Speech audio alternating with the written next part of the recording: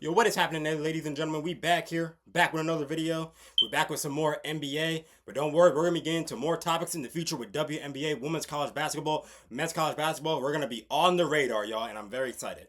But for today's NBA topic, we've all seen the Philadelphia 76ers. They have rebuilt their entire starting lineup with LeBron James, Tyrese Maxey, VJ Edgecombe going into his second year, Jaylen Brown, Joel Embiid. So there's going to be a lot of guys stepping up to the plate. And who's going to be in contention with them? The New York Knicks, the defending champions. So, is the Philadelphia 76ers and the New York Knicks Eastern Conference Finals preview? Let's go into it today. Let's talk about it. Touch that tram. Mama said pray then push. Pop said grind on wish. Coach said line up run. Whole life drawn up off that pitch. Court chalk on my socks. Bus pass in my sock too. Lunch card in my pocket. Pocket dreams that I walk through. Crossover on the clear lane. Try to cross over my fear same. Every brick that I threw up built the backbone of my name. We run the floor. We run the floor. We don't back down. We don't back down. Every fall that we felt, put the strength in us now. Heads to the sky. Heads to the sky. Voices in one sound. And I really think it did shock the world that LeBron James did go to the Philadelphia 76ers because if we're being real, LeBron still plays like he's in his early 30s, if we're being real. And it's really tough to see because, this season he averaged 20.9 points per game, 6.1 rebounds, 7.2 assists. So it wasn't too bad. So he has ball handlers around him, not the best shooters in the world around him. So maybe they could feed off that, but they got some pretty decent shooters. But at the same time, I'm talking about this also. Not all super teams work, ladies and gentlemen. We've seen a bunch of super teams in the past that didn't work. Yes, the 2017 Warriors worked. Yes, the 1996 Chicago Bulls worked. I understand. But not everything works. Like the 2021 Brooklyn Nets failed. The 2004 Lakers failed. So will this be one of those kind of teams that's going to fail as a super team? Now, yes, they're all pretty young on the Philadelphia 76ers, but LeBron James in a Sixers uniform, could it be a cursed image? Because we see a lot of cursed images that look like they're going to work, and then when you see them play out, they don't work at all. Like Celtics Shaquille O'Neal, Seattle Supersonics Patrick Ewing, Toronto Raptors Hakeem Olajuwon. So is it a cursed image for LeBron? I don't know, because he's still averaging 20 points a game. Jaylen Brown, another guy who was just traded to the Philadelphia 76ers this offseason. And it's really tough because I feel like the Boston Celtics started all this. When I felt like to this day, they should not have traded a 2024 Finals MVP and the guy who's been carrying your entire franchise this year. The Celtics shouldn't have even been that good this year. But Jaylen Brown put you on your back the entire year. And for y'all to trade him, that's just sad. Because now Boston's going with an old Paul George. Now, yes, he's still averaging 17 points a game, but it's not the same because in the playoffs, he'd be selling. So now you have a young Jason Tatum with the old Paul George. Well, no, Jason Tatum's not exactly young. He's going into his 10th year, I believe, in the NBA. So he's not that old. He's still pretty much in his youth, but at the same time, he's getting a little older. But matching Jason Tatum with Paul George, I don't like that. But Philly, that's a win-win for getting Jaylen Brown because now they have another scorer. Tyrese Maxey, another scorer.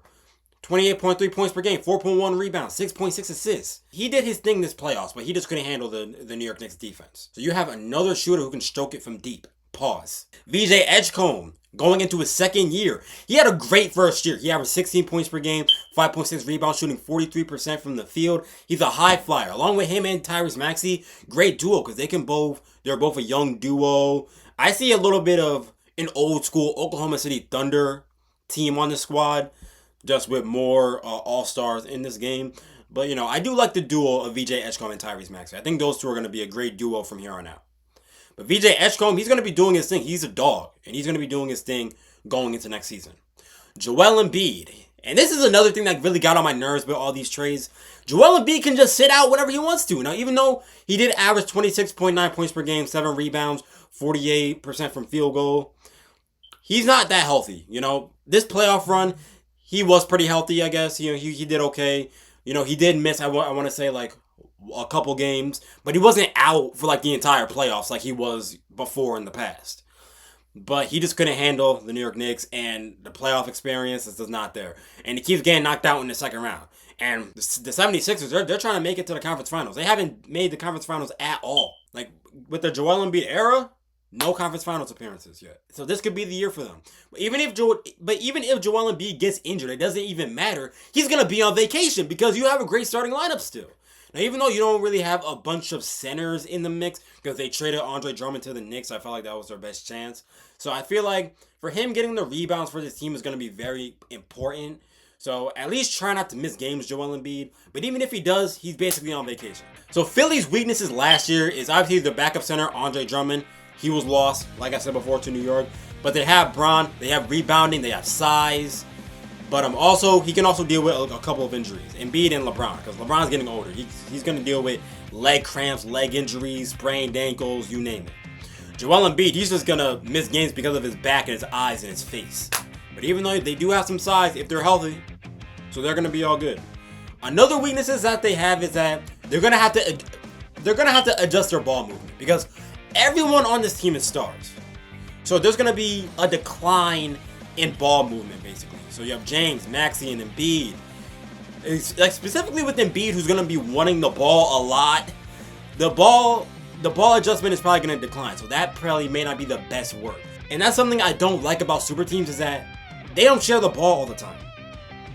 So this could be one of those scenarios where the 76ers don't, pass the ball a lot to each other. And they just want to feed off and go one-on-one against everybody. So that's a weakness is that.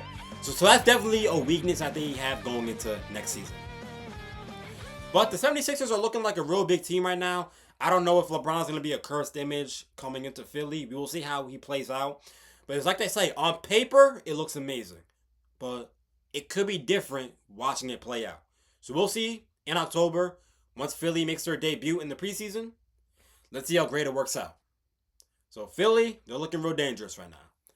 Now, obviously, you do got the New York Knicks still. I think the Knicks' biggest weaknesses is that they rely on Jalen Brunson too much. In that Game 5 of the Finals, Cat was nowhere to be found, only scoring 2 points, and that's very ridiculous. They also have very inconsistent bench effectiveness, and they have slumps on offense, and their vulnerability on defense, mainly when Towns and Brunson are guarded, that's when it gets sloppy. But the Knicks, they still got a great team. They have a great heart. Jalen Brunson, the MVP, averaged 26 points per game, 6.8 assists per game. Josh Hart, 12 points per game, 7 rebounds, shooting 50% from the field. He can do his thing, 100%. He can get rebounds. He's fighting. He's doing his thing. Same thing with Jose Alvarado as well. OG Anunoby, averaging 16.7 points per game, 5.2 rebounds. He's an enforcer that you want to have on defense. And he's going to have to take up a huge step to the plate on defense. Not just him, but Karl Anthony Towns as well. Karl Anthony Towns, he averaged 20.1 points per game, 11 rebounds, shooting 50% from the field. So we're going to need rebounds and defense inside. And Karl Anthony Towns, the Knicks are going to need you to do that. You have to box out more. Because there was a couple times this season where you were just looking at the ball and not boxing out. So you have to play more of a boxing out role. They have Andre Drummond as well going in for rebounds, but it's not going to be the best rim protection after the loss of Mitchell Robinson, which did hurt the Knicks this offseason. But it should help him out. Mikal Bridges, you can't forget him. He's been doing his thing. He averaged 14.4 points per game, shooting 49% from the field. So the Knicks, they're still going to have a pretty big team. I think they're going to still be in contender for the Eastern Conference Finals next year, as long as they play it right, they play their dues. Karl Anthony Towns, you got to stay consistent. And the bench, too, they got to stay consistent as well. Because the bench in the finals was okay. Landry Shamet, he did okay. Deuce McBride was nowhere to be found, unfortunately. Jose Alvarado was doing his thing, but they have a very inconsistent bench. So watch out for the bench, New York. But you guys are still in contender for next year. And your guys are going to be they're going to be in contender for years to come now. As long as they don't trade away key players but if they do bad, then some players may request a trade. Who knows? But these are the two teams that are going to be atop the Eastern Conference. And the Eastern Conference is looking pretty crazy. The Wizards got better. The Atlanta Hawks got better. The Detroit Pistons are going to be back. The Orlando Magic is going to be back. So the Big East is looking crazy right now. But I still think the Sixers and the Knicks are going to be atop. We'll see come game time next season. Let's see how this season plays out. I'm actually pretty excited because this East is going to be very competitive. And I'm here for it. But anyways, y'all, that's all I got to say. Comment down below if you guys think the New York Knicks and the Philadelphia 76ers are a finals preview. Anyways, y'all, that's all I got to say. God loves you. Jesus is king. Peace out, everybody. Buy the merch now. Use code DUNKING for free shipping on orders over $50.